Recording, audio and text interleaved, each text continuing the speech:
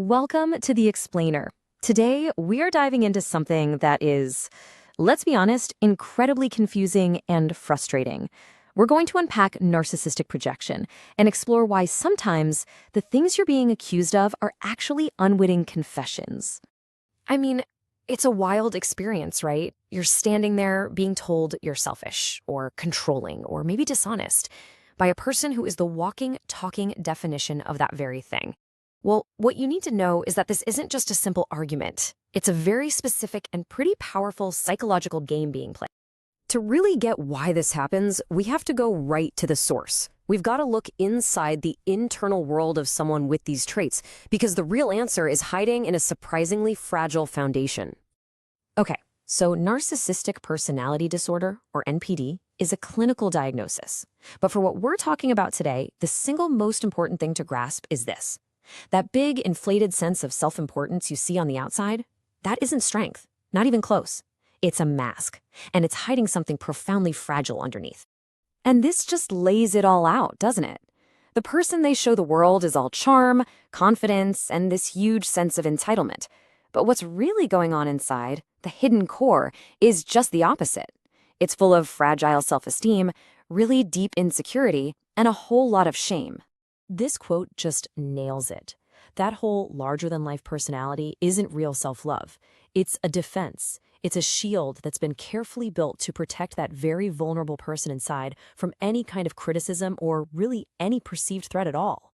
So, if your ego is basically made of glass, how do you protect it? How do you keep that core safe from all the little bumps and bruises that come with just interacting with other people every day? And here's the thing you have to remember. These aren't conscious, strategic moves they're planning out. They are automatic psychological reflexes. It's like flinching when something comes at your face. It just happens, all to push away anything that feels like criticism or makes them have to look at their own flaws. So this fortress idea is perfect because that fortress has to be defended no matter what. Any kind of disagreement or negative feedback isn't just a different point of view. To them, it feels like a direct attack on their entire sense of who they are. Which brings us to one of the most powerful and, frankly, most disorienting of all these defenses, the ultimate blame game we call narcissistic projection. To put it really simply, their mind just can't handle a negative feeling or a bad trait about themselves. So unconsciously, it just picks it up and throws it onto you.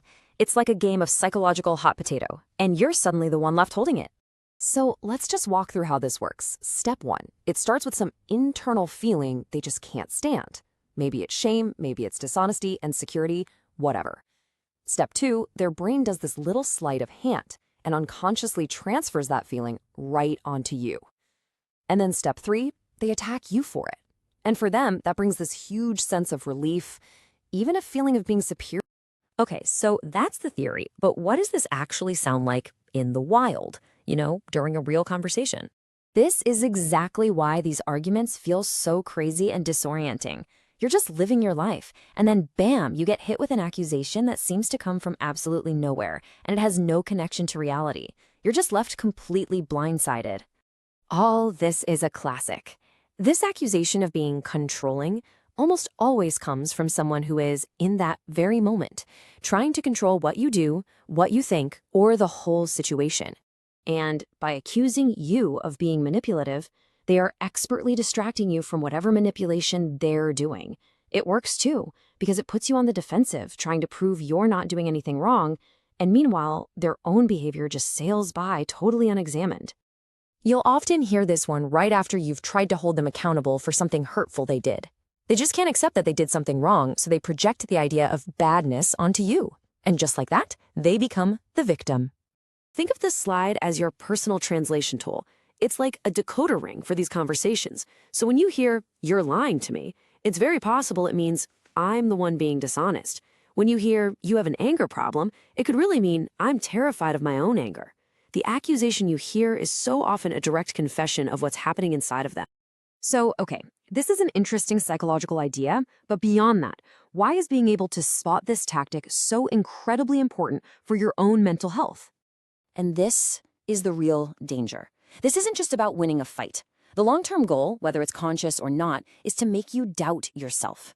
Over time, being told again and again that what you see and feel is wrong well, it can seriously mess with your sense of reality. It's meant to destabilize you. And the goals here are all about self-preservation, but it's at your expense. It's a way for them to dodge all responsibility, to stay in control, to make you feel guilty, and to make sure their fragile ego never, ever gets bruised, by making sure you are always the problem. Look, if you take only one thing away from our explainer today, please let it be this. Just holding on to this single idea can be a total game changer. It's an anchor that lets you see these accusations for what they really are. Not a reflection of you, but a confession from them. Because once you can spot projection, it's kind of like pulling on one loose thread. You might find that it starts to unravel a much bigger picture of manipulation. It gives you the power to see things more clearly. And maybe most importantly, to start trusting your own reality again.